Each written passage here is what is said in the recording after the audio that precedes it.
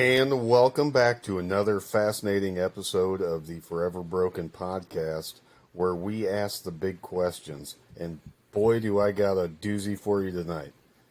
If vaginas aren't supposed to smell like a tuna sandwich, then why is tuna sub spelled backwards bus a nut? That's amazing. And those are the big questions we ask here. I am Derek Thompson. With me, as always, is Mr. TJ Davidson. What's up, guys? And we have very, very special guest, Cody Struss, here tonight joining us.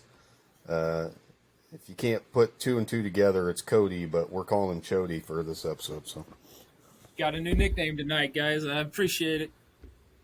Here for you. And that's what we're talking about. I thought TJ was saying something. TJ, did you? Oh, no, I was just saying we're here for him, you know? Oh, yeah, absolutely. We don't have to go the very so, yeah. Well, you know, I appreciate mostly it. special. I appreciate it. Somewhat special. Wow. Why don't you introduce yourself to everyone and kind of tell us a little bit about what you do? All right, so my name is Cody Struss. Let's see, right now I work for UNL. I have a position with University of Nebraska-Lincoln. It's a field training specialist. What I do with that is I help train new Department of Health and Human Services, Child Protective Services people. Through this job, I'm also attempting to break out and train more law enforcement officers in, I think, more trying to get training set up with the university and training guys how to talk to child victims, do some different domestic violence training and stuff like that from an outside perspective that's not necessarily law enforcement specifics focused. I am also part-time because I have to maintain my certification to do my UNL job if I break into the law enforcement training aspect. So I work for Kearney County, a small county in Nebraska, as a deputy. If we want to break into all of my jobs, I can, but we won't. Before this, I worked in CPS for about 10 years. Before that, I worked on a youth psychiatric ward for a few years before that. I've worked with kids for a long time, which is really good because I'm really fucking immature. So it's worked out well. Yeah, I mean, it makes sense. I mean, so you should be able to deal with us pretty fair. I can relate. You can relate. I can relate. Absolutely. 100%. So that's fantastic. Yeah, that's me, man. That's me. Yeah, you've gotten to do a lot of shit. I mean, it sounds like Jesus. Yeah. Went to school, was a double major in sports administration and exercise science. You think I'm using really any of that shit? Fuck no. I am a personal trainer on the side too, so I do that a little bit. But, oh, jeez. Like, God, you're just out here slamming weights and slamming bodies. Yeah, well, not so much anymore. I try and stay just so away you have an idea, who I am, Cody. My name's TJ Davidson, and I drink beer and film a little podcast here and there. There you go. Post dank ass fucking memes on Facebook, and that's about it. So we're both doing great things, you know. Yeah, great things. Great things. Love it.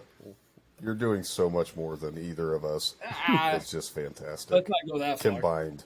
Let's not go that far. Combined. I'm not doing anything anymore, man. I'm just trying to stand up on a day-to-day basis. That's really what it comes down to. Oh, yeah, me too. It's hard. About fell over, actually, earlier. It's going to be hard for me to stand up after sitting here drinking all night. So, with the Child Protective Services, you said you did that for 10 years, and then you got to kind of have the experience, and you said you were with, like, kids, behavioral health kind of thing?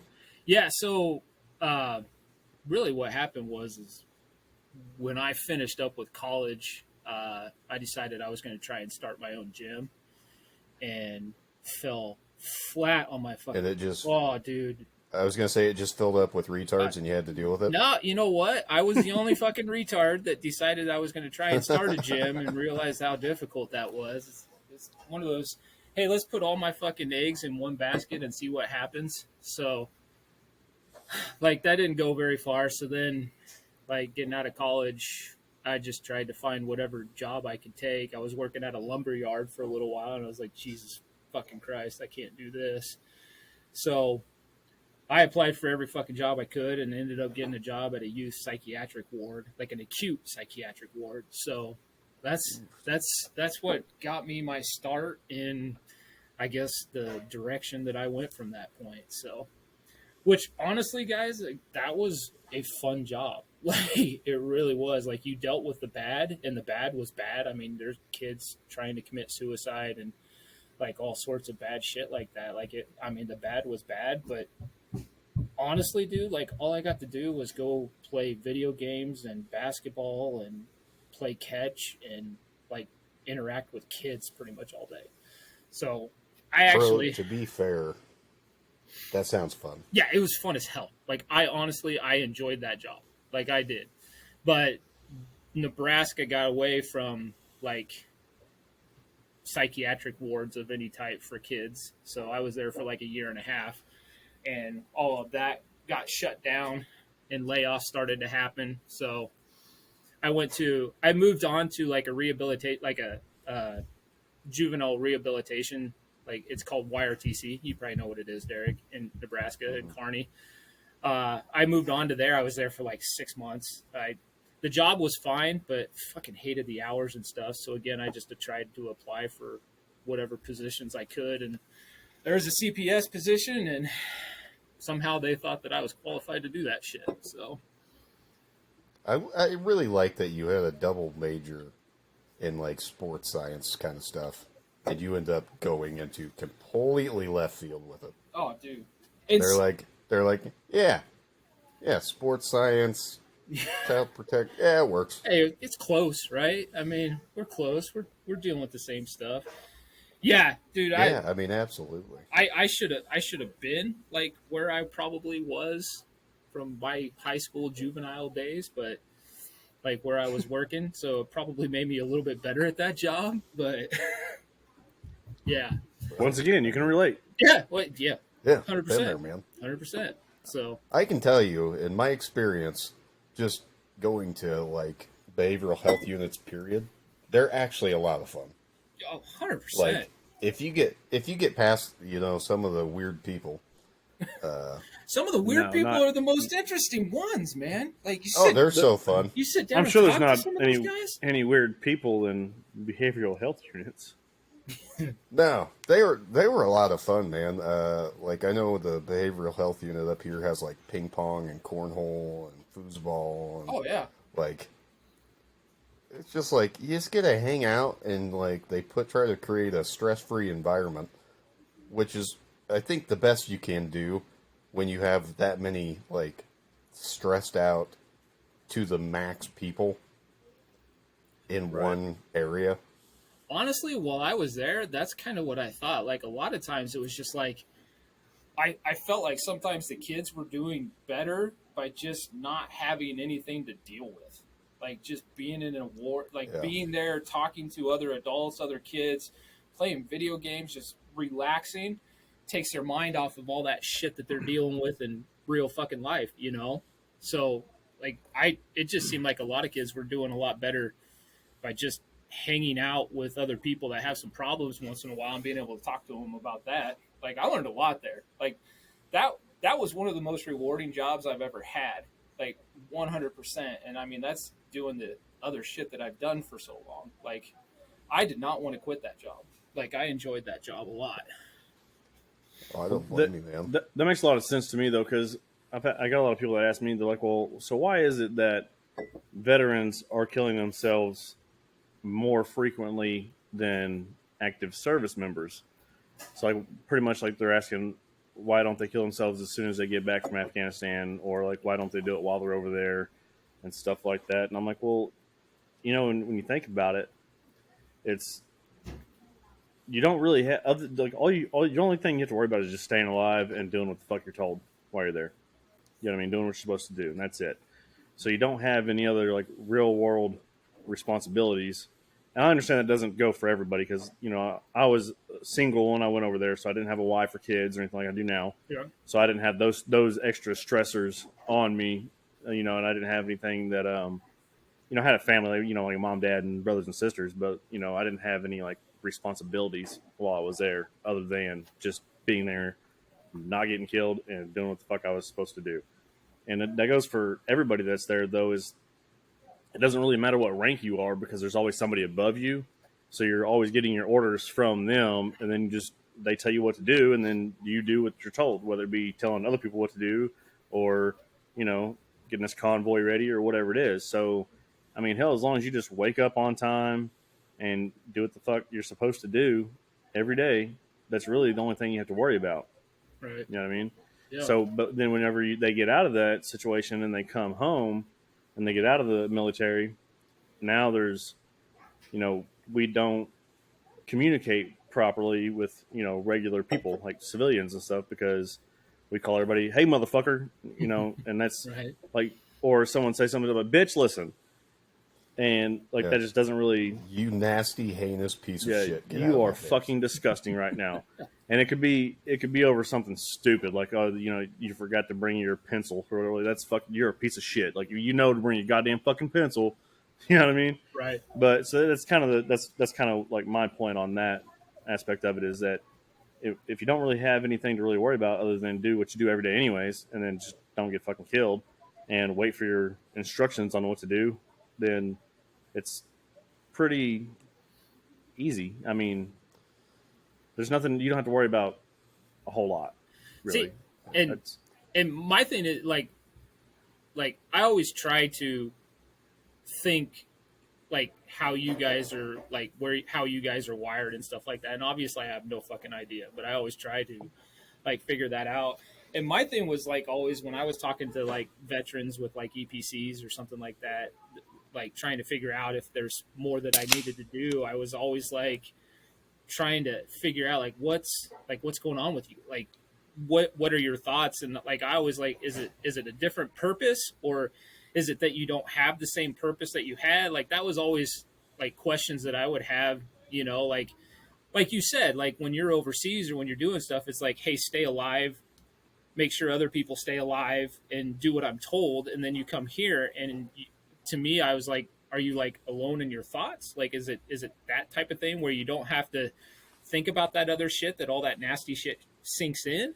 Like, so another thing that I'll add into that is like while you're there, you have to realize like your coworkers aren't just coworkers; right. they're your best friends, and you've literally like you go to work every day with these people. You eat lunch, you eat breakfast, lunch, dinner with these people. You fucking live with these people. You sleep next to them like every night. You like, masturbate with them. Yeah, Right. You look at them while you're doing it, you know. Yeah, hell yeah. You give them a Yeah. hand if they need it, whatever. Fucking sometimes you get tired. But anyway, like it's you are there with these people like 24/7.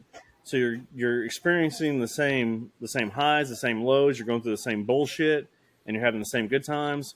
And there's just a like you hear like the brotherhood or the camaraderie of it. Right. You know, because that's how humans form bonds is by dealing with the same shit for a period of time, and just that's the cohesion aspect of it, you know. Right. And then whenever you get out of that and you go home, you know, like shit, all my friends are from Nebraska or California, Maryland. I live in Oklahoma, dude. Like, Right. I'm way the fuck away from most of them. You know, Nebraska's not that far, but I still can't just on a weekend go up to Nebraska because, you know, I got shit to do here too. You know what I'm saying? Like, Yeah. Yeah. so it's a kind of a culture shock all I the was way just around. saying Like, another thing that they do, you know, I think they're trying to hit on a little bit more now is just the lack of like training. You when you're in the military, you are absolutely not trained to be like efficient out in the world on your own. Right. yeah, not even a little bit. Because, I mean, your meals are fucking taken care of. Everything, your bills are fucking pretty much taken care of. The only bill you really fucking have to worry about is like a phone bill if you want a phone. You know, shit like that. Mm-hmm. They're a You car don't payment. have, Yeah, or the car payment for the Mustang that you bought straight out of fucking boot camp because you're a jackass. You know, Right. And then you're gonna sell it on the lemon lot when you get deployed. But you know, like, there's just no real like transition because when you get out, it's like getting kicked out of your house at 15. Like, you're just alone in the world and you have no fucking clue what you're about to get into. Right. And you have to start all over from scratch. And like TJ said, you know, you're sitting there and you're dealing with all these people, and we have a certain mannerism and a way we conduct ourselves, and it is nothing like the civilian world. Right. Yeah. 99% of the time. Unless you were in the Air Force, then it might be. I don't know. Yeah, no, that's pretty accurate. Well, so there's the good example is that so whenever you get out is, and I know it's changed a lot since whenever me and Derek got out, but you go through a thing called SEPs and TAPs, right? So it's like separations and whatever the fuck TAP stands for, but they Tap dancing. There you go. transition something Program. Thank you, assistance program. That's what it is. Anyway, so that's where they kind of teach you how to be a real boy again.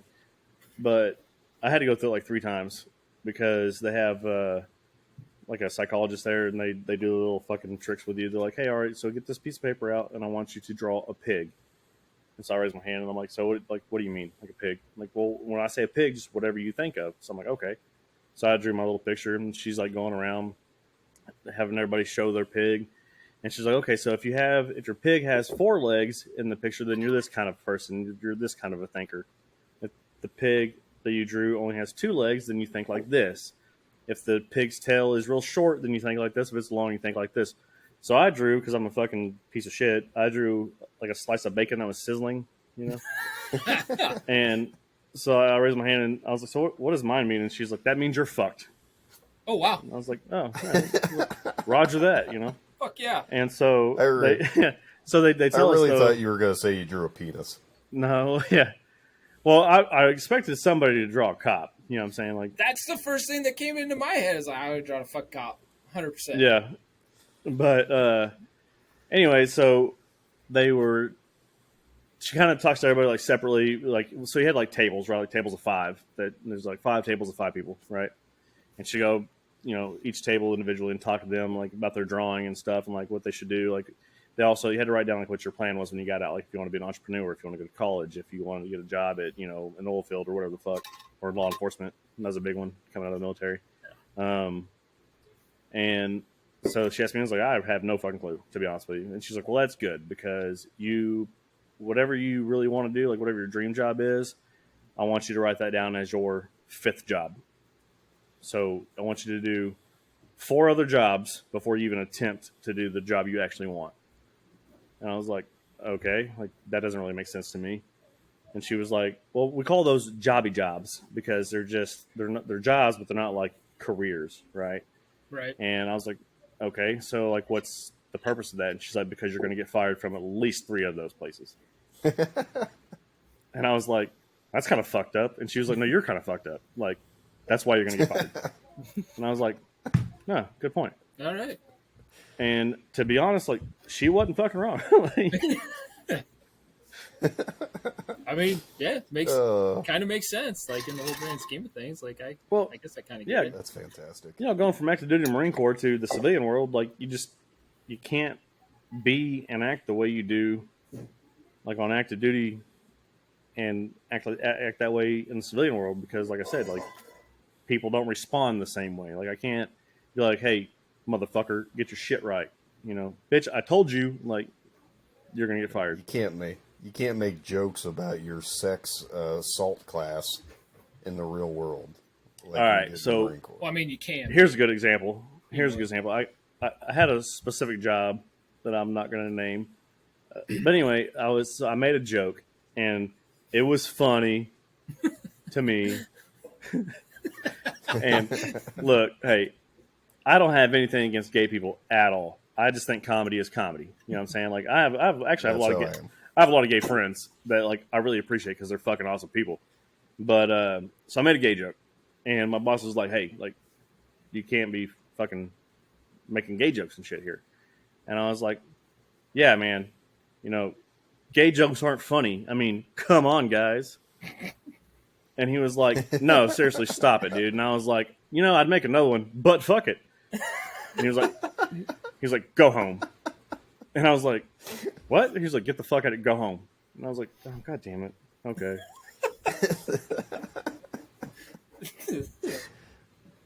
But it's just comedy, man. It's just, that's the way we think. That's the way we function.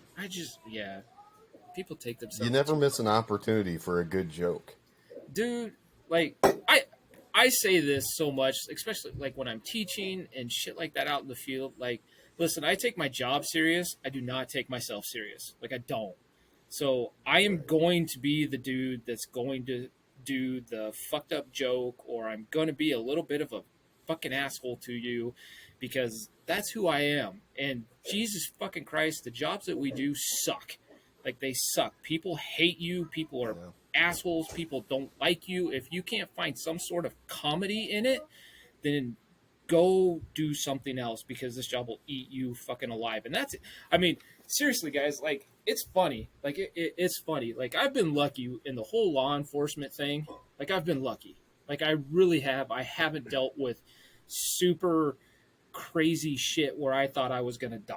Like, don't get me wrong. I have been in situations where I was like, oh, fuck, well, this is how it ends. Like, I have been in some of those situations. But, like, in the whole grand scheme of things, like, I haven't been in that fuck it's me or you type situation yet, And I say yet. I look back at the shit that I did with CPS, and I can 99% say I have more fucking trauma and shit that I deal with from my CPS job than what I do with law enforcement. Like, That's actually what I kind of wanted to talk to you about is just, I absolutely figured that would be the one to get you more than the law enforcement.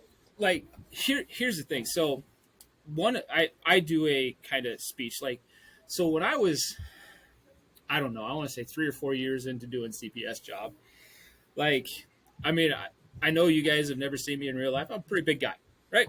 Been a pretty big guy for a long time, right? I just who I am. I was in a situation where I was doing an assessment on a family that was a DV situation, right? And basically what happened was, as I'm talking to this this mom in the house, like, husband comes home and he's pissed. He's irate that she's talking to me and all this stuff, and he gets in her face and starts pushing her and all this shit, right?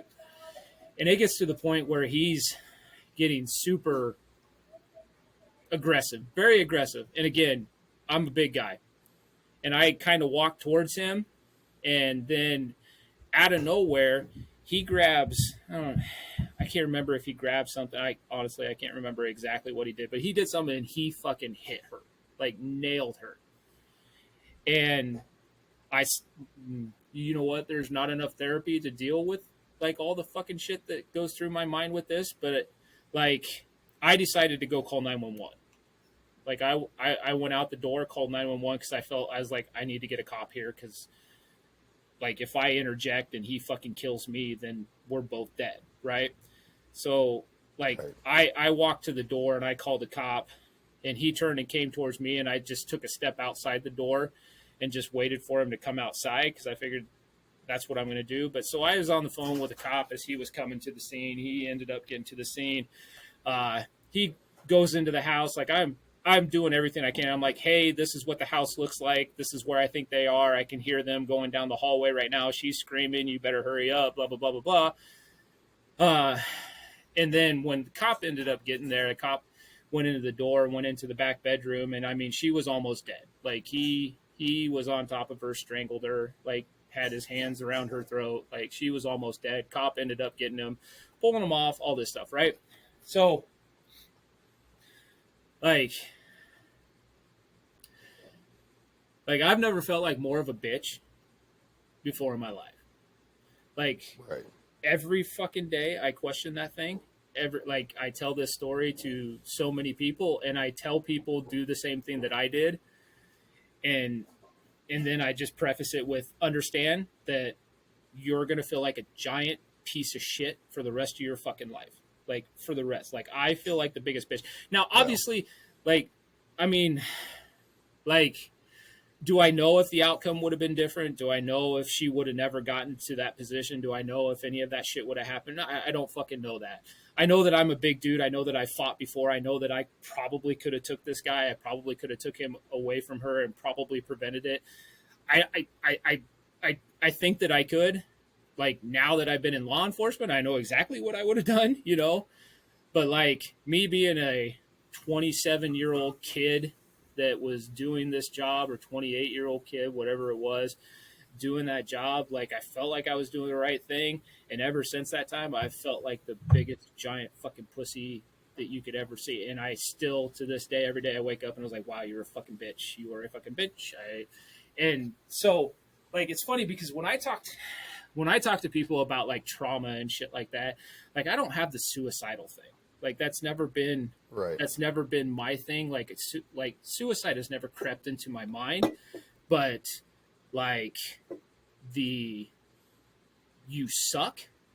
Like, you've made so many fucking mistakes. Like, people have been hurt. Like, the idea that there are kids that might be dead because of decisions that I made. Like, I know that I went out and investigated a child abuse claim on one family, and then, like, a month later, one of the kids ended up dying. Like, that shit's fucked my world up. Like, 100% fucked my world up. Absolutely. You know what I mean? So, like the law enforcement thing, like, to this point, it hasn't really been the same type of trauma as what that is. I mean, obviously, it's like with what you've talked about with EMTs and stuff, Derek. Like, I've gone out and seen, like, shitty stuff. You know, like, I've done CPR on people, and every time I press down, blood just squirted out, and I'm just like, okay, well, she's dead. Like, I don't know why I'm doing There's no getting them back. Right. You know, and that stuff hasn't really bothered me. And even the fights, the threats, I'm going to kill your family, blah, blah, blah, blah, blah. Like, that stuff has messed with me a little bit to where I'm not really the same person as I was. But in the whole grand scheme of things, like, that shit doesn't bother me. But, like, it's the shit that I've done or decisions that I've made in which shit did not go the right way, or, like, you sit there and question yourself forever after that. Like, that's the shit that has always fucked with me. And that's... Yeah, because hindsight's always 20/20. Well, you know, you can sit there and second guess everything you do. And especially when you're looking at such a, like, a innocent and like, helpless you know, group. Right. And kids and you know, women and, you know, I'm sure men even too, but, you know, you're just looking at people that are in a helpless situation, and you're trying to do the best you can, but there's only X amount you can do. Right. Well, and it sucks. I mean, the whole Monday morning quarterback thing, like, it's always pissed me off, but I think it's always, like, I've always been really critical on Monday morning quarterbacks because I've done it to myself my whole life. You know what I mean? Like, you sit back. I mean, seriously, that DB thing, that situation alone, I can tell you has, like, EAP, I, like, doing fucking therapy, like, forced into therapy and shit like that for that stuff. Like, I'll question that the rest of my life, and I'll always think that I did the wrong thing, even though I'm trained to tell people to do it the way that I did it, you know? Yeah, like, looking at it from, like, the outside in, I mean, I think that's the right decision. That's the decision you're supposed to make, but when you're in that situation, I'm just like you, man. Like, there's situations that I can look back on, and I'm like, I could have done something. Like, I know for a fact what I'm capable of. I could have helped prevent this. And, you know, there's shit I could have done. And it's fucking super hard to do. And like you said, it's the Monday morning quarterback thing. And when we're so critical of ourselves, that's almost 10 times worse. Well, it is. I'd 10 times rather somebody else judge me than me judge me. Right. Well, I love it when people judge me because then I get on the defense for myself, right? You don't fucking know. You weren't fucking there. You don't understand this shit. But like, the shit part about it is when people judge you, and they bring up things like, even when you're like, no, that's not how it was going to happen, blah blah blah blah blah, you sit back afterwards and think, well, fuck, how bad did I fuck this up? You know what I mean? Like, Yeah, that's always been right. my thing. And like, I don't know, you know, I'm pretty fucking lucky because I have a wife that deals with my shit in ways that I don't know how she does it. Because I mean, I'm an asshole. Like, I am when I'm in those moods. Like, I don't talk. I don't do shit. And for whatever reason, like, she's put up with my shit for a long freaking time now. So I've been lucky with that stuff. But like I always struggle with the suicide piece because, like, throughout everything that I've questioned, I don't know if suicide has ever creeped in there. Like, I don't know if that's ever been my thing, but my thing is just,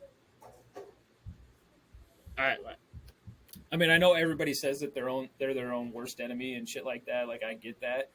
But Right. like, I mean, I wake up on a daily basis, like, with friends that have committed suicide, with friends that have done that. I mean, I beat the shit out of myself with that stuff. Just like, what did you not do? Oh, it's easy to do. You know, what did you not do? Like, and like, I it's hard for me to explain how that shit even affects me. Like, it really is. Like, I just go into a dark place where I don't want to talk to people. I don't want to interact with people. I do my Right. best to be a complete asshole to as many people as I can. Just like, leave me the fuck alone. I don't want to deal with you. Like, I think that's like my biggest issue. Yeah, it's like push people away so they don't get hurt. Right. Kinda Well, thing. yeah, you know, and like, I tell my wife all the time, like, I don't want friends. Like, I'm okay alone. Like, I have a group. I have a very small group of people that deal with me, that put up with me, and I like them. I don't need to make other people. I don't want to know other people. Like, I often tell people, like, hey, you're an acquaintance. Like, you're a person that I've met.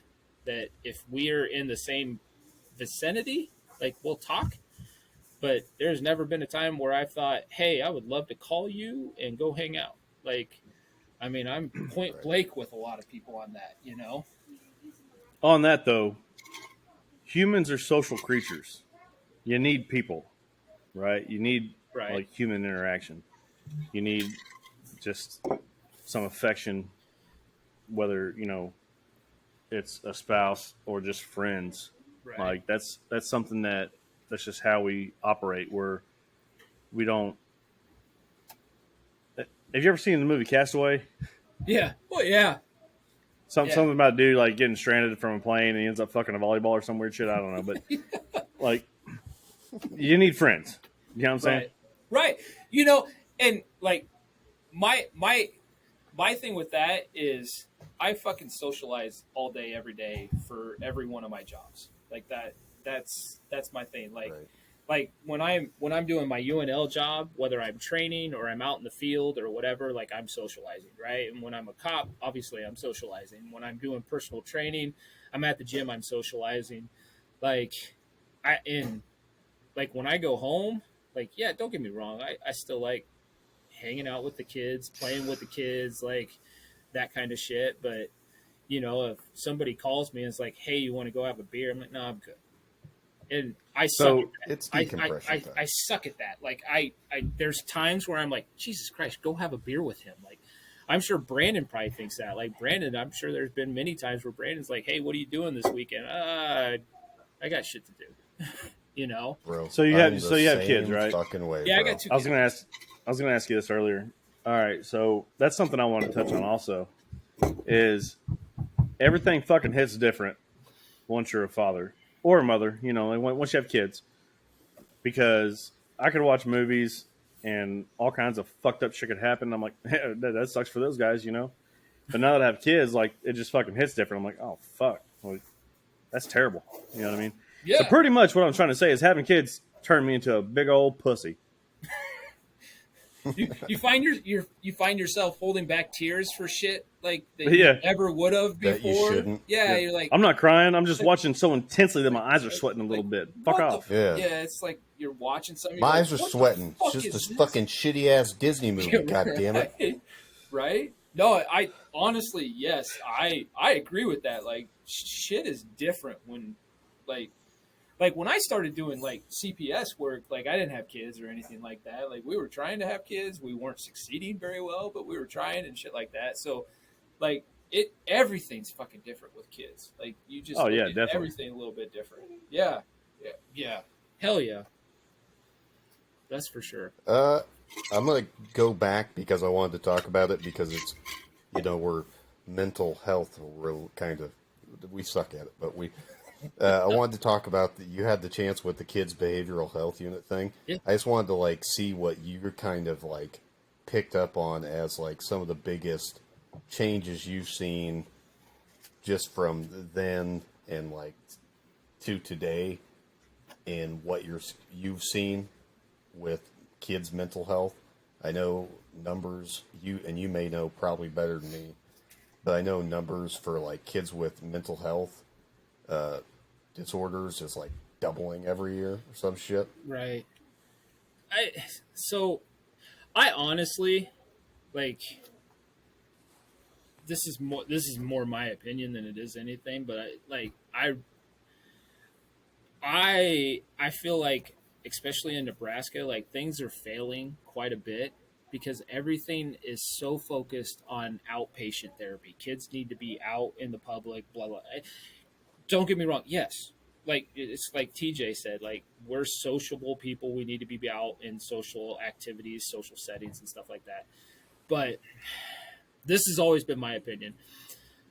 I I'm not a fan of therapy, and I know a lot of therapists that are if they watch this, they're going to be pissed. I think therapy is 9 times out of 10 a load of shit. Like I just do because therapy is only as good as what people put into it.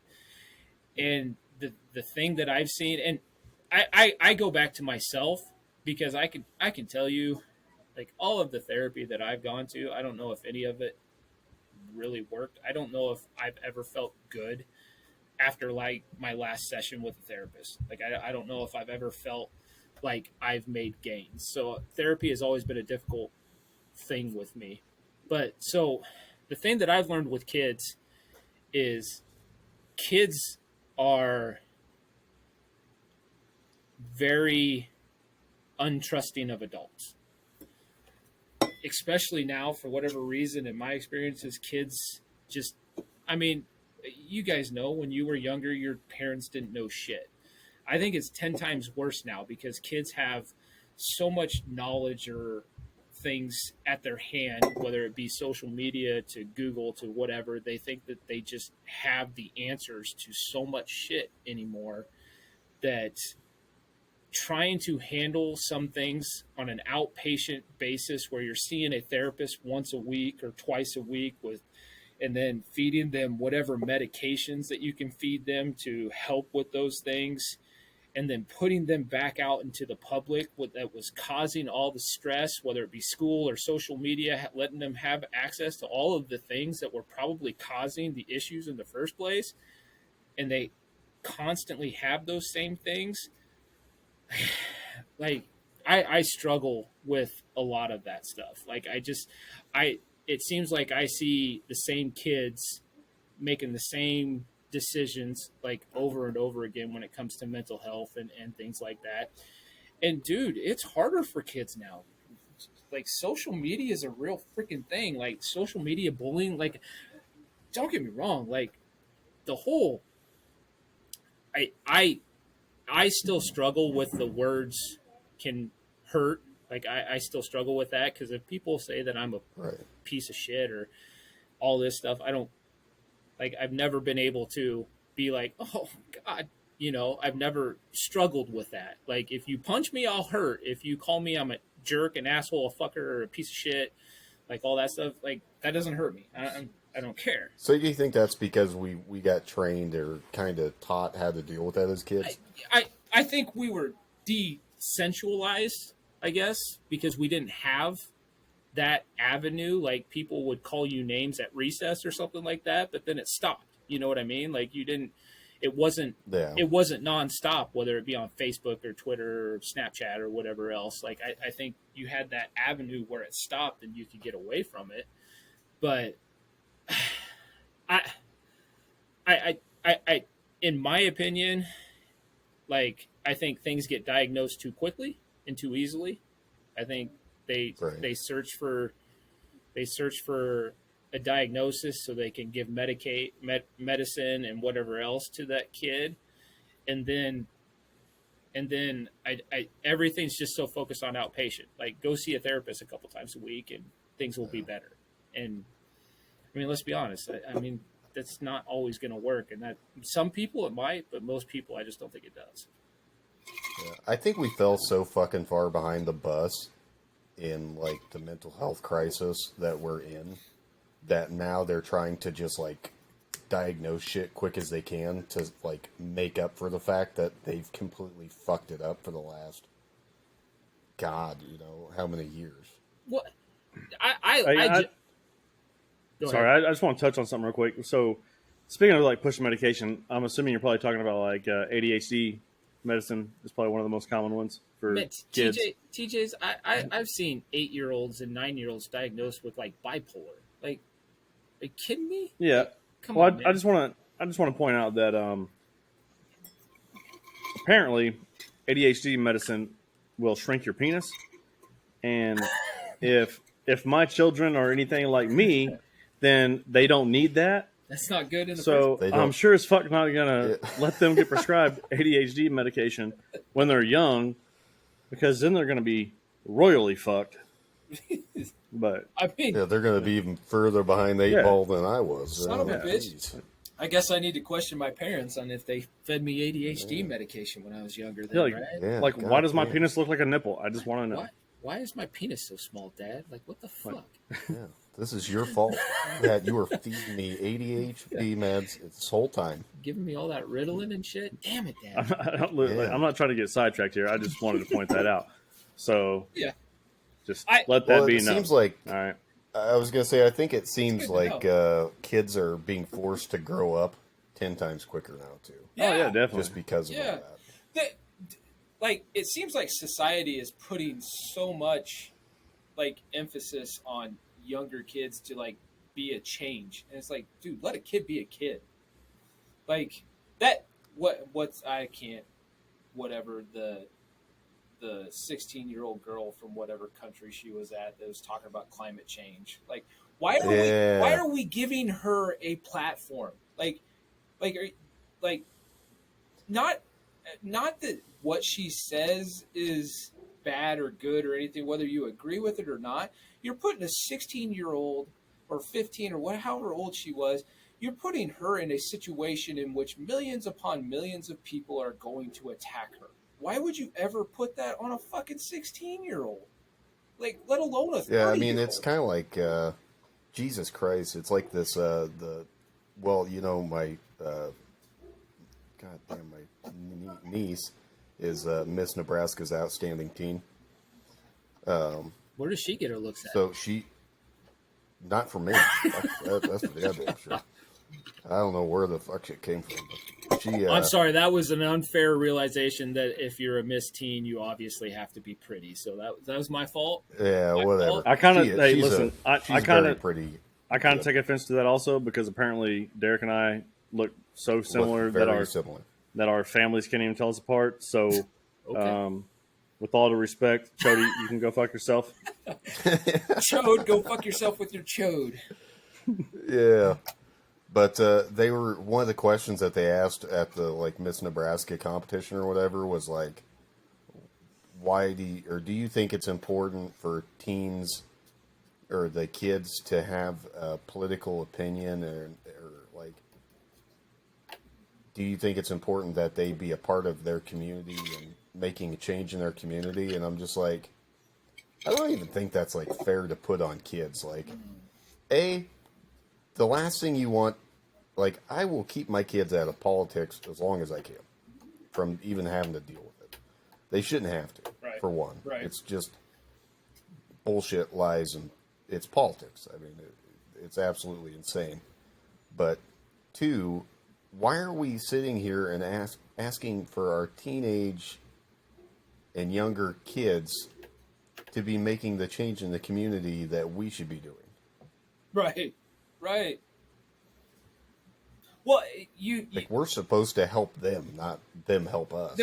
you hear the argument so much, like, well, it's their future, so they have to have say in it. It's like, no, that's our fucking responsibility. Like, I do not expect my daughter or my son to have a idea of how to better their future. That's my fucking job. Like, I need to ensure that they have a better future. So why are we trying to put that emphasis on kids to make those decisions? Yeah, why are we putting it on our kids to fucking make those decisions?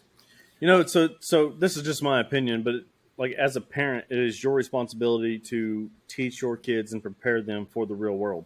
The hard part about that though is so my parents are older for like I think my mom was almost 40 when she had me. I was an accident and they still regret it. But anyway, the whole point of that is like the world that they were trying to prepare me for that they know is completely different than the world that I'm living in now as an adult, right? Right. Because things are way fucking different.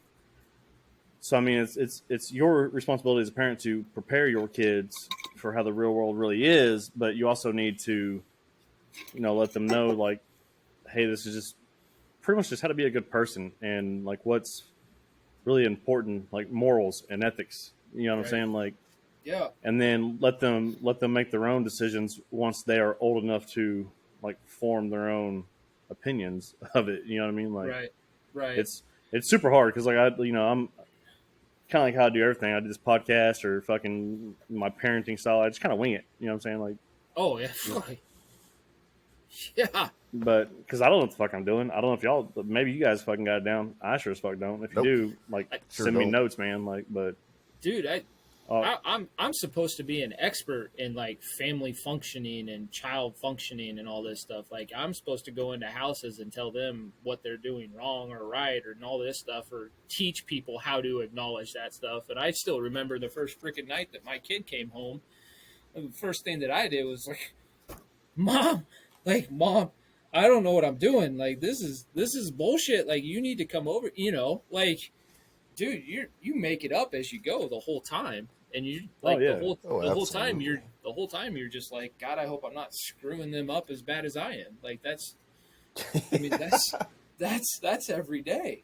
So yeah, dude, like I'm super impressed with like my parents and stuff. My dad and everything. Like the way I was raised, like I thought this dude fucking knew everything. You know what I'm saying? Like I'm pretty sure like he was the smartest man alive, the strongest man alive, all this shit, And now that I'm grown up and I have kids of my own, I'm like, Jesus fucking Christ. Like, was my dad just fucking winging it? Because if he was, like, that's even more impressive, honestly, than actually knowing what the fuck is going on because this shit's fucking tough.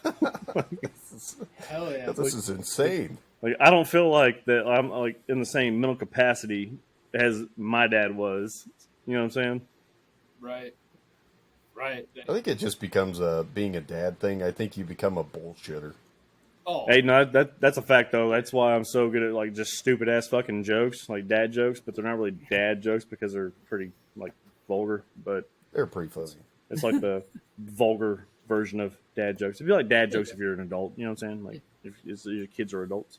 Or PG-13 more than diving into the R-rated. They're rated R. Man. All right, let's be honest. 13-year-olds have seen it all. So PG-13. Yeah, they've at this seen point. it all. At this point in life, yeah. Yeah, dude, I can't wait till my son's like 13. I'm like, bro, like, hey, fuck's a clitoris?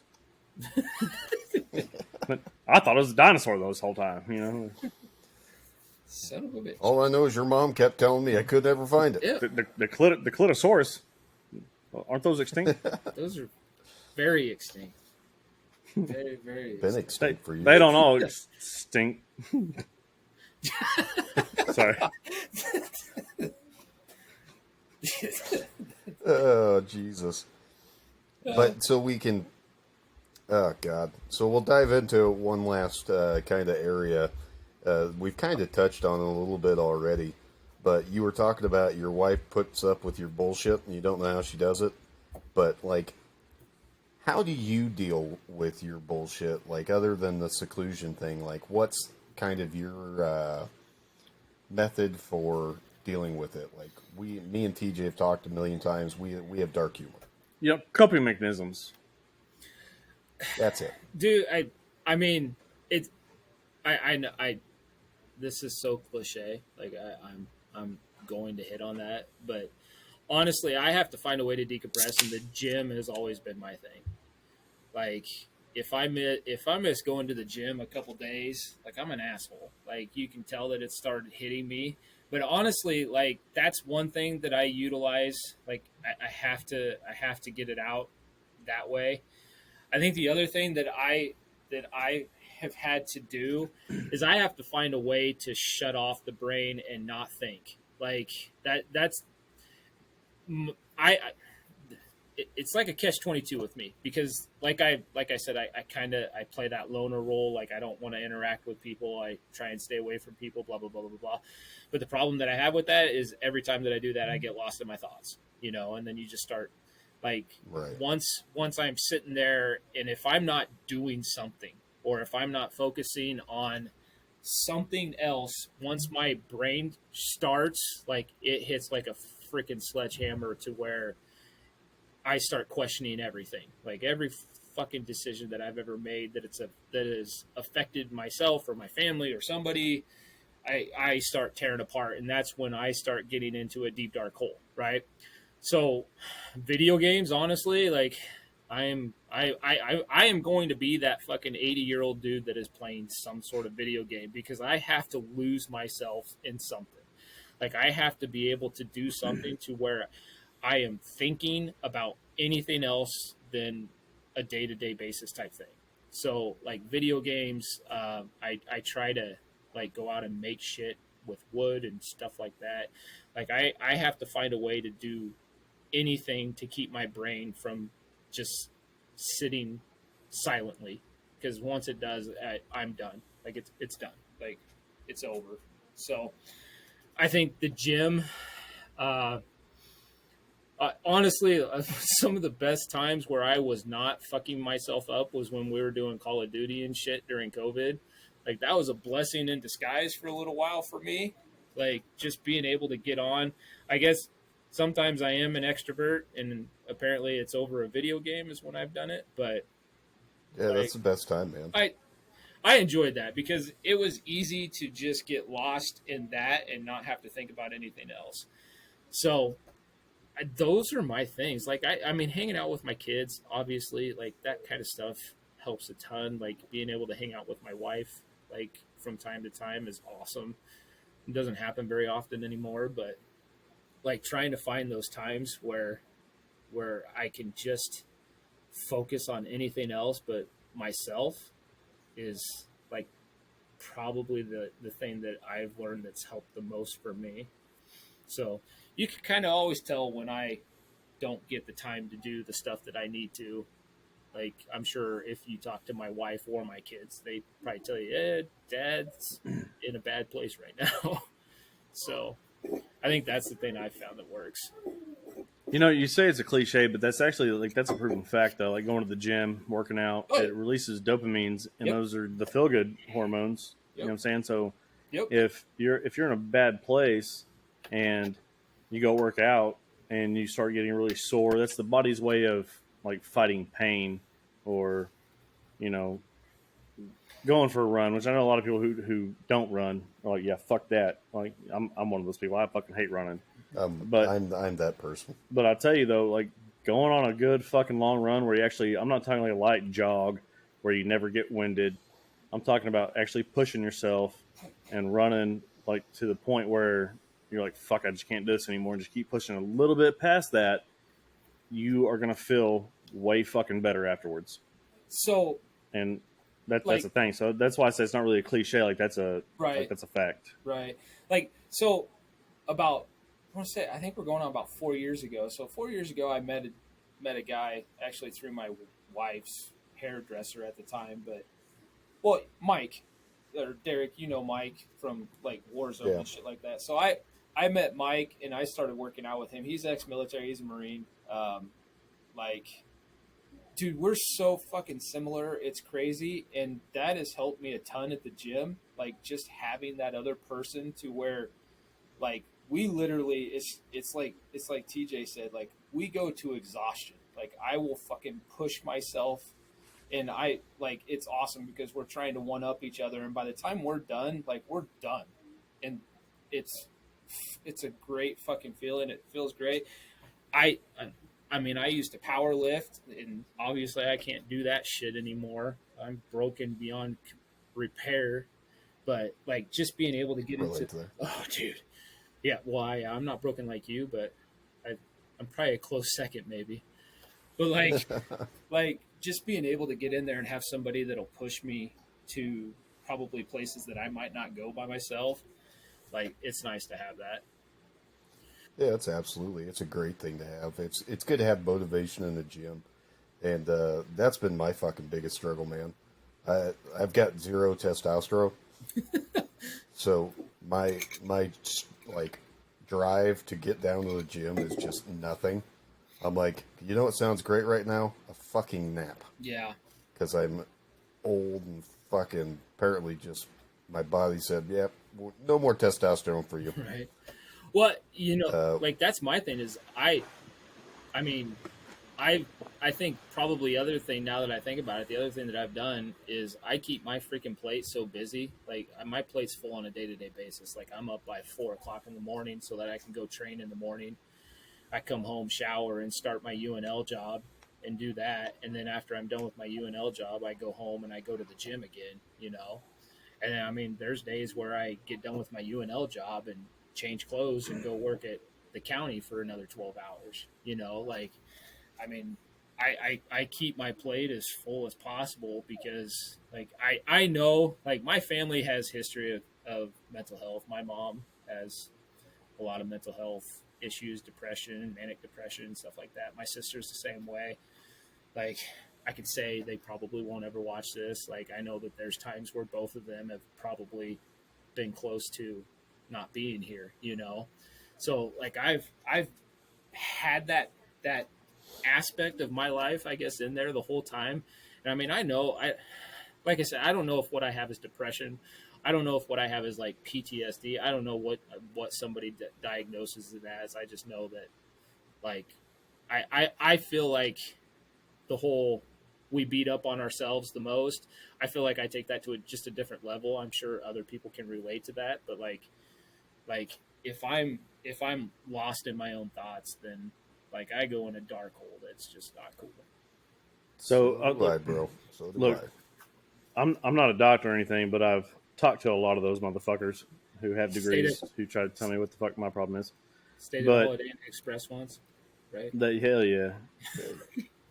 Are those the fuckers that leave the lights on? Yep. That's Motel No. 6. Well, Maybe fuck not. it, whatever. Anyway, sorry, So- my bad. So when you're talking about like depression and anxiety, those are actually symptoms of PTSD. So to me, it sounds like that you do have PTSD. It's just you haven't really been diagnosed with that Right. because like anxiety, depression, hypervigilance, stuff like that, which is all things that you've talked about tonight. Those are all symptoms of PTSD, Right. which makes sense. That being said, you're going to be our first diagnosis on the show. Yeah, you're we welcome. are officially I'm here for you. diagnosing you Oh, with yeah. PTSD. You're welcome. Yep. I mean, So I appreciate- take that I in. appreciate I'll the write you a confirmation. script. man. Go ahead and email your senator and tell them that TJ from the Forever Broken podcast has diagnosed you with PTSD because of your service to the state, and you should receive some sort of compensation. There we go. I You like that. should get some sort of comp and pin. I like that. Yep. Yeah. But hit me up next week, and I will teach you how to contact people about their car's extended warranties. Nice. It's always good to have a shit. person like TJ in the group that can just help you with everything. Like, that's Yeah, amazing. he's great. He comes around amazing. clutch for pretty much everything that you need in There life. you go. Everything but Which, nothing at the know. same time. Yes, everything and nothing all at the same time. It's great. Yeah. That being said, TJ, do you have any more questions for Cody? Yeah, I actually have a few. So when you were doing the CPS thing, are you still doing that, or has that been? So I train CPS workers now. So like I Okay. teach them how to do their job now. So I'm on a different aspect, but see, like I do it out in the field. So like I'm still out in the field with him. Right. It's kind of cool because I get to do everything but all the paperwork. So this is really kind of a nice job in that aspect. Is like I get to do like all the interactions and tell them what they did right or wrong or anything like that. And then I don't have to do the paperwork. But like I do classroom training, and then train them out in the field. And then, like I said, I'm still working on like contracts to try and help law enforcement because, believe it or not, there's not a whole lot of training for law enforcement and like victim interviewing or anything like that. Like Right. that does not happen very often. You're either good at it or you're not. Yeah, that makes sense. Another question I had: you kept saying UNL. Is that like the University of Nebraska in Lincoln, or what? Yeah. What is UNL? Yeah, Okay, I work. all right. I work for the University of Nebraska Lincoln. Yep, Okay. just for one of their All right. branches. Yeah. Well, so on that note, though, so week 3 in college football is going to be Nebraska versus OU. So Oh, that dude. should be interesting. Buddy, I'm a Wildcat, so Kansas State? Is that what? yeah, Is that what you're talking about? yeah. Or, all right. Listen, hey, I'm going to retract my previous diagnosis of PTSD, and I'm just going to go ahead and say that you may or may not be on the spectrum. I mean, No, we're not. We're not going to say what spectrum. That's just not politically correct. But I mean, it's okay. It's okay. Full spectrum. It's okay. We all have to go somewhere. well, fuck. That kind of fucked up my other idea. I'm gonna do it anyways. I think that we should get on the Facebook page, and I want to take bets, right, of the Nebraska OU game in week 3, and whoever comes the closest to the final score, we give them a free shirt. Hey, let's wait and see what Nebraska does tomorrow before we even come close to that. Dude, OU this year, man, we got a new coach, like fucking pretty much a whole new coaching staff. All new. We have a new quarterback. We have new fucking everybody. Like who knows what the fuck's gonna happen to OU this year? I mean, you're self-handicapping, and that's fine. Like I get it, but like it's OU, dude. Like you still have the same recruitment base. You're still pulling the same kids. You're still pulling 5 stars from Texas. Like you're retooling, dude. Like you're retooling. Like that's all you're doing. You guys are probably gonna win the Big 12, just like you guys always do. You're probably gonna be in the national championship search. Like you're gonna be right there because I mean, guys you're have that.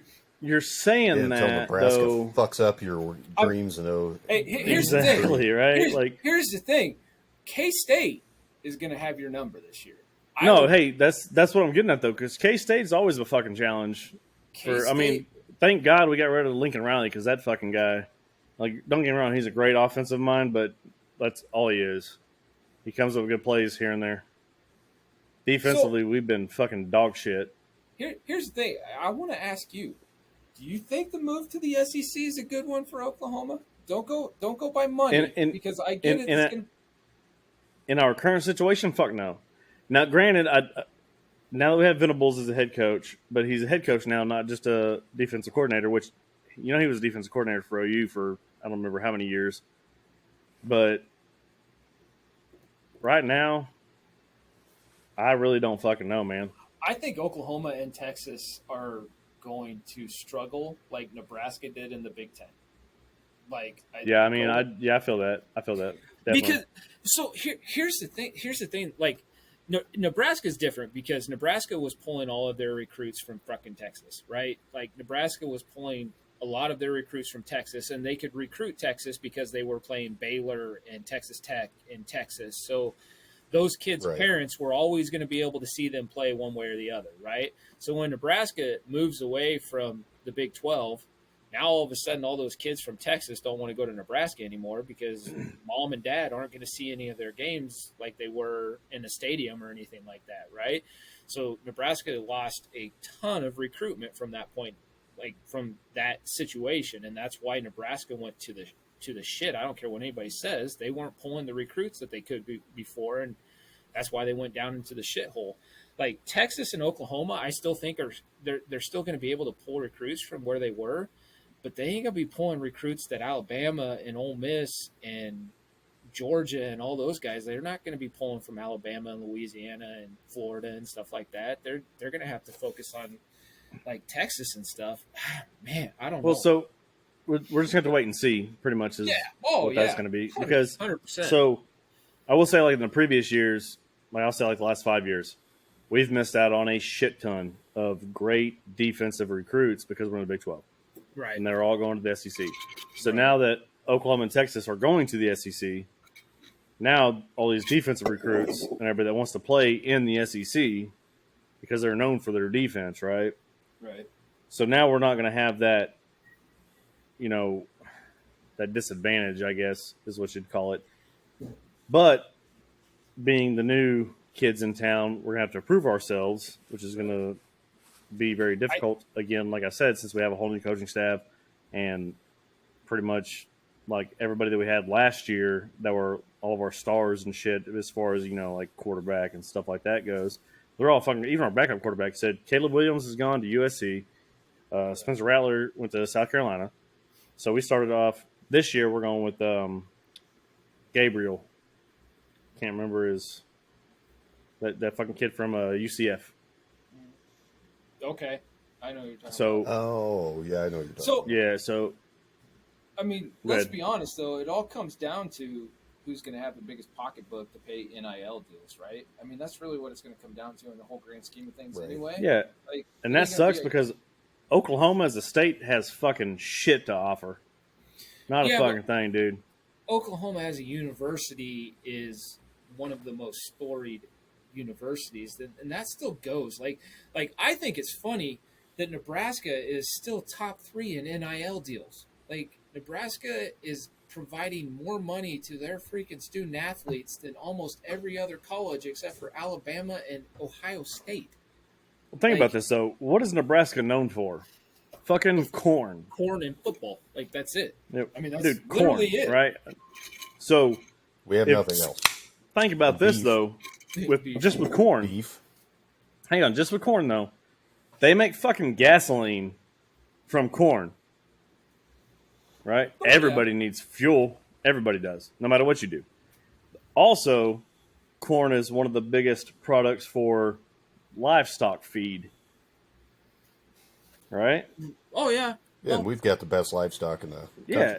So, I mean, there's a lot of fucking money right there. No, there is. I mean, I get it, but the thing with Nebraska is they don't. I mean, it's like you said. What else do we got? We got corn and football. So, like literally Husker football. There's nothing else. So, what is 99% of the state going to do? They're going to dedicate money to the university for football. Yeah, personally, I don't see the appeal of Nebraska because, as far as I'm concerned, like this is just full of a bunch of fucking douchebags. I agree. Like, I don't have an argument for that. The only reason I'm here is because I was born here. Like, that's really what it comes down to. I was You actually got no pony in this fight because you're a K-State Hey, listen. fucking fan. Hey, but no. I was really expecting. I was but how do expecting you? to get But attacked how do for you I was that. going to ask how you feel about the Like- USC UCLA thing coming over so- to the Big Ten. So here's the thing. The only reason Nebraska took a second tier is because Osborne retired when I was recruited. So it's literally the only reason. Yeah, they missed out on the chode, homie. No, They missed out on the Chodey. trust me, they did not miss out on much. Like, My college career was over before it started. So Hey, listen, 3 inches is 3 inches, no matter how you want to spin it, baby. What's up? Hey, there we go. No, like the USC thing, like USC and UCLA, like that. So much like the SEC and the ACC are together, like the Big Ten and the Big 12 or the Pac-12 were together. So it's just a matter of time before like Oregon and some of Utah and some of those other places are going to go to the Big Ten. Like it's the writing on the wall. It's just what it is. Like there's going to be 2 major conferences, and that's pretty much it. Like I think that's what it's going to come down to. So, I just don't feel like it's the same draw as pulling in guys like Texas and Oklahoma. I don't know. History wise, it's pretty fucking close. Like USC's just Yeah. pretty darn USC's close. got it pretty good. Dude, But- all right. So, quick little story here. A few years ago, I won a trip through Coors Light because I drink a lot of beer. But so I won a trip to go to the USC Coliseum to play flag football. I could take myself and 19 of my friends, and I don't have 19 friends, but I had my wife, a couple of my cousins, my brother, and some of his friends, and like a dude I worked with that we all went out there to play flag football. And it's in LA, and we get out there to the Coliseum, and they give us little jerseys or whatever, like our names on it and shit. And there's this really fucking tall cat standing there, like kind of smiling all funny and shit. And there's like the lady that was like putting us up. She's like the Coors Light rep, and she's like, "We have a big surprise for you guys today." I'm like, "All right, cool." Like, So we walk into the locker room, and here's this big fucking tall dude, and I'm like, "Man, you look familiar, but I don't fucking know who you are." And he's like, "So what do you think about like OU football this year?" And this was the year, I think it was Baker Mayfield when they went to the playoffs. And I was like, "Yeah, man, like hopefully they fucking can win a game. We'll see, in the playoffs." And come to find out it's fucking Matt Leinart. who he was for those of you who don't know, he was the quarterback for USC. I think it was like 2004. Like he won the Heisman, and that's when they Year that they also lost to Texas. Yeah, but they did they win the championship that year? I don't think remember. they won the previous year, right? And then they lost Yeah, to Texas yeah, yeah. the next year. Yeah. So anyway, Nice. once I found out who he was, like we all just proceeded just to talk a lot of fucking shit to this dude, right? And also, if y'all aren't college football fans, Matt Leinart is one of the like sports broadcasters. Like he's on like the TV every time you fucking watch a college football game. He's over there talking with his little headset on and shit. And I just thought it was really fucking funny because there's just a bunch of fucking hillbillies over here from Oklahoma just talking shit to this fucking dude that stomped our ass, but we're still gonna talk shit because fuck you, I bet you he probably doesn't get that very often either, though. Dude, You know what? I bet he you was- that was different for him. man. Honestly, like he was fucking cool as shit. Like I've heard a lot of stories about everybody hears stories of, like famous people, because the dude, he was a fucking NFL quarterback for like 4 different professional football teams. You know what I'm saying? Yeah. Oh yeah. And we just didn't give a fuck. Of course, we were drunk as shit the whole time because they gave us like all the beer you could drink, which Coors was a Light, mistake on yeah. their part. They probably will never do that again. But it was a great time. They're like, how much money can we lose on this right now? Well, the funny thing about that was like half of the people that went with us weren't even drinking. Oh, jeez. Like, so like I'll say a quarter of them the whole time, like they didn't drink any beer. They just smoked a lot of weed because we're in California and they just decriminalized it at this time. Mhm. And then I went there and I'm still trying to be like somewhat coherent so I can like control my people so we don't fucking all end up in federal prison. Right. And so like, we're taking it slow. You know what I mean? But at the end of the whole fucking trip, we're waiting to get on the bus to go back to the airport so we can fly home. And the Coors Light reps were like, "Hey man, like we've never ever had a crowd like y'all that's drank this much beer." And I was like, "You guys fucking serious?" I'm like, we were taking it fucking easy, dude. And they're like, "Are you like what? Like taking it easy?" I'm like, "Yeah, like we were trying to be like good people, like not being too fucked up." And they're like, "We've never seen people drink like you fucking." I'm like, "Hey," I'm like, "Give me another chance. I will show you what fucking people that drink what they fucking drink like. Next time, we won't hold back." Challenge accepted. Yeah, next time bring me.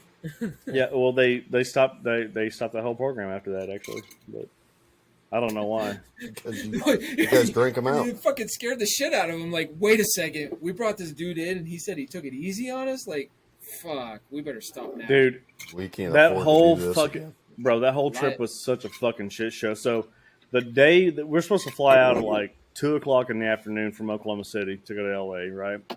So of course, my cousin, he was a deployed overseas at the time, so his wife went with us on this trip. And his wife, like I've known her pretty much my whole life, and she's good friends with my wife, so we brought her with us. And so she had one of her friends come pick her up and then pick us up and drive us to the airport. So before that happened, before they even picked us up, and we left at like fucking 11 o'clock in the morning. Before that happened, I'd already had like a 12-pack of beer in me. So on the way to the airport, I got to take a piss. So we stop at a gas station, and I grab a few more tall boys. So we're drinking beers, going to the airport. We go to the airport, we all meet up at the bar, and then we go from the bar to our terminal, right? And one of my buddies, the one that I was saying with my coworker that I brought with me, he gets kicked off the flight before we even get boarded. Jeez. I can't say what he said or did that got him kicked off the flight, but he gets kicked off, and then we get flown to LA, and the next morning he shows up like 8 o'clock the next morning, and it was like that entire trip was just a fucking shit show, man. It was great. It was a great time. That's awesome. Well, anyways, we're an hour and 16 in, and I know, Chodey, you probably got shit to do because you're a busy guy. But we appreciate the hell out of you coming on here and fucking spin the yarn with us and bullshitting. Yeah, man, we do. We really appreciate it. This was awesome, dude. Like, this is Yeah, awesome. this was a fucking blast. I had a great time. I enjoyed it. We do our little call to action thing. You guys know the fucking spiel at this point. Hit up the Facebook group, Never Broken Society of Misfits. You can hit us up on Twitter, YouTube, yada, yada, yada, wherever the hell you want to find us. We're probably there. I got to learn a lot this episode, so I had a lot of fun. It was good getting to like hear some of your stories and get a little bit of like perspective into the world of child protective services and all that. Like, I mean, it was pretty eye-opening. So that's what I got from it. TJ? Man, I thought it was really cool because all I know of Cody, because I don't play video games because I fucking suck at it. Well, but, trust me, I do too. But All, So do I. all I know from Cody is, from the Facebook page pretty much. Just posting memes or commenting on memes and stuff like that. And I thought it was really cool to have one of our own here on the show and get to know him and see like what his life's about too. Like, we all deal with the same shit. Like every one of us are dealing with some sort of our own shit, if that makes sense, right? yeah, But so to me, that was pretty cool. But like I always say, reach out and touch somebody you serve with, somebody you work with, somebody that is always posting dank ass memes, like I do, on Facebook. And if you notice that they're not posting their dank ass memes for a couple of weeks, and that's not usual of them, just send them a fucking message, slide into their DMs, and be like, "Hey girl, what's up? You doing all right?" Because Right. they just might need to talk to somebody. And most people aren't very open, men especially, aren't very open with just coming out and being like, "Hey man, like I need help," which is what we're trying to get away from. Because if you need help, you need to ask for help. So reach out and touch somebody, hit them up, make sure they're doing all right. Cody? yeah. I just want to reach out to you guys because there's been a couple times. I think TJ, I think you've done this a couple times where you reached out. Like, it's like somebody. I know you don't believe in God, but somebody was fucking touching you to touch me, and you've sent out a couple DMs a couple times during some fucking shitty times in my life. So, dude, this thing that you guys started is badass, dude.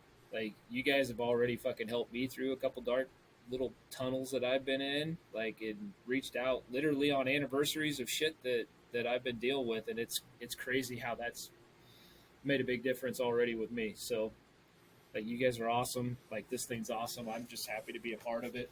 Like, I just want to keep doing what I can do to help you guys out. So, I appreciate this. Yeah, absolutely. Yeah. We'll have to have you come on for a Drunken Stories, and we'll have a real good time, which is now man. back on the fucking normal goddamn podcast. I'm switching it back over, getting those back on there, so you guys can find us all in one convenient location. You can thank TJ and his wisdom for that. I was the one that tried splitting it up. It was a bad idea. We're back now. Everything's going to be good and golden now. So until next week, though, I love you guys. Reach out, touch somebody. Don't do it unless they give you consent, apparently. But God damn it, take care of yourselves. We love you guys, and until next time, we're out of here. Maybe. Maybe. Yeah, or Eventually. the song's just not going to work. We'll, Whatever. We'll leave here in a little bit. I'll edit that in. There we go.